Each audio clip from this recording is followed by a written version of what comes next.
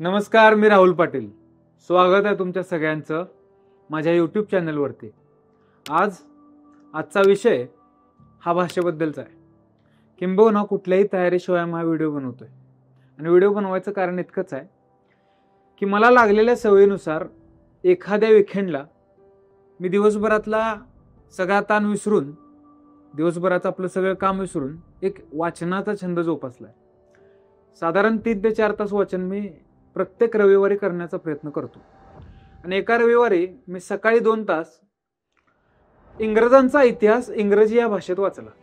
त्यामध्ये त्यांच्या साम्राज्याचा विस्तार कसा झाला, तो करत असताना तिथल्या लोकांनी त्याला बळकटी कशी दिली, बाकी सगळ्या गोष्टी विसरून त्यांची लोक त्यांच्यासाठी एकीनं कशी उभी राहिली, हे वाचत असताना हे सुद्धा वाचलं की त्यांच्या राज्यावर कधी सूर्यच मावळत नव्हता, कारण जगभरामध्ये ते साम्राज्य इतकं विस्तारलेलं होतं.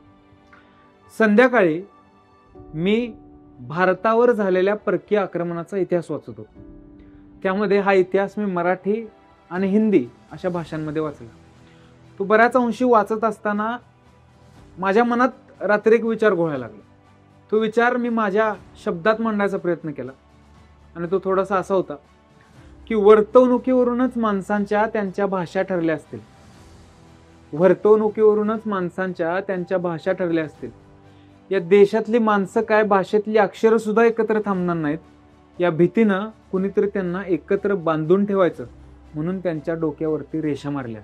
कारण इंग्रजी भाषेतल्या अक्षरांच्या वरती रेषा नव्हत्या तरीही तिथली माणसं, तिथली भाषा एकोप्याने राहते. आणि हे माझ्या साहित्यिक विचारांमध्ये मला असं वाटतंय की या भाषेतली अक्षरं सुद्धा एकत्र थांबणार नाही त्या भीतीनं कुणीतरी त्यांच्या डोक्यावर रेषा मारल्या असाव्यात. पण त्यानंतर मी या महाराष्ट्राचा इतिहास वाचला, मराठी माणसांचा इतिहास वाचला, छत्रपती शिवाजी महाराजांचा इतिहास वाचला. आणि मग मला कुठंतरी असं वाटायला लागलं की असं नाही आहे. कारण वाचनाची हीच मजा आहे. जसजसं तुम्ही जास्तीत वाचत जाता तसतसं तुमच्या मनामध्ये मनपरिवर्तन होतं, मतामध्ये मतपरिवर्तन सुद्धा होत असतं. हे वाचत असताना पुढे मला एक गोष्ट कळाली की इथली माणसं एकत्र नव्हती. या महाराष्ट्रातल्या या भूमीची माणसं एकत्रित येत नव्हती. याचा फायदा बाहेरचे लोक घ्यायचे. कुणी यायचं बाई बाटवायचं, कुणी यायचं शेतीची नासधूस करायचं. विचारणारं कोण नव्हतं, उत्तर देणारही कोण नव्हतं. ह्या सगळ्याचा झटका एका 16 वर्षाच्या मुलग्याला आला. त्या तरुणानं रायरेश्वरावर शपथ घेतली आणि सांगितलं उद्यापासून ही सगळी नाटकी बंद. बघता बघता इथली लोक त्यांच्या मागं झुंडीच्या झुंडीनं उभं राहिली. या मातीचं स्वतःचं स्वराज्य उभं राहिलं. मग मला कुठेतरी कळालं की विखुरलेली मराठी अक्षरं म्हणजे मराठी माणसं आहेत आणि त्यांच्या डोक्यावरती त्यांना बांधून ठेवणारी त्यांच्या डोक्यावरची रेष म्हणजे छत्रपती शिवाजी महाराज. त्या परिस्थितीमध्ये त्यांचं वय 16 वर्ष होतं. आजूबाजूला धीर द्यायला माणसं सुद्धा नव्हती. माणसं विखुरली होती, काही आदिलशाची तर काही मुघलांची. पण या सगळ्या वादळांमध्ये एक 16 वर्षाच्या युवकानं ठरवलं आणि हे ठरवत असताना परिणामांची काळजी केली नाही.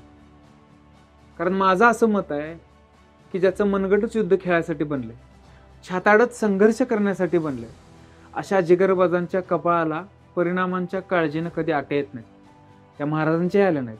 महाराजांचं चरित्र किंबहुना या मातीचं चरित्र ज्यावेळेस मी वाचतो, कारण महाराजांचं चरित्र आणि या महाराष्ट्राचं चरित्र हे वेगळं आखता येणार नाही. त्यामुळे या मातीचं एक वैशिष्ट्य आहे, महाराजांचं एक वैशिष्ट्य होतं की अनेक निर्णय शहाणपणाने घेतले असतील, अनेक निर्णय बुद्धीच्या जोरावर घेतले असतील, अनेक लढाया या निव्वळ बुद्धीच्या चातुर्याच्या जीवावरच जिंकल्या असतील. पण काही निर्णय मात्र त्यांच्या छाताडानंच घेतले होते. वयाच्या 16व्या वर्षी परकीयांची मस्ती मोडून काढणं, तो विचार हातामध्ये घेऊन त्यासाठी काम करणं हे शहाण्या माणसाचं लक्षण नव्हतं. कुठे ना कुठं स्वातंत्र्याचं वेड त्यांच्याही मनामध्ये होतं. आपल्याला एक प्रसंग आठवत असेल की ज्यावेळेस महाराज दिल्लीच्या दरबारामध्ये होते, तिथं खिल्लत उधळताना महाराजांनी याच्या पुढे आपल्या बाबतीत काय होऊ शकते याचा जराही विचार केला नव्हता. महाराजांनी अनेक निर्णय हे बुद्धीच्या चातुर्यावर घेतले असावेत, पण काही निर्णय हे मातीच्या स्वाभिमानासाठी किंबहुना संस्कारासाठी धाडसानं आणि छाताडानंच घेतलेले असावे. याबद्दलच मी एकदा असं लिहिलं होतं, महाराजांच्या या धाडसाकडं त्यावेळी सुद्धा अनेक राजकीय विश्लेषकांनी हा वेडेपणाचा आहे असं बघितलं असेल, पण तो वेडेपणा हा स्वतःच्या गर्वासाठी नव्हता, अहंकारापोटी नव्हता, तर तो महाराष्ट्राचा स्वाभिमान दिल्लीला दाखवण्यासाठी होता.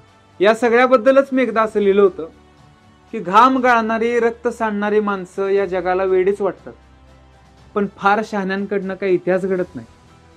पांढऱ्या शुभ्र ढगांना सुद्धा मळून काळवावं लागतं, कारण ढग काळे झाल्याशिवाय पाऊसही पडत नाही.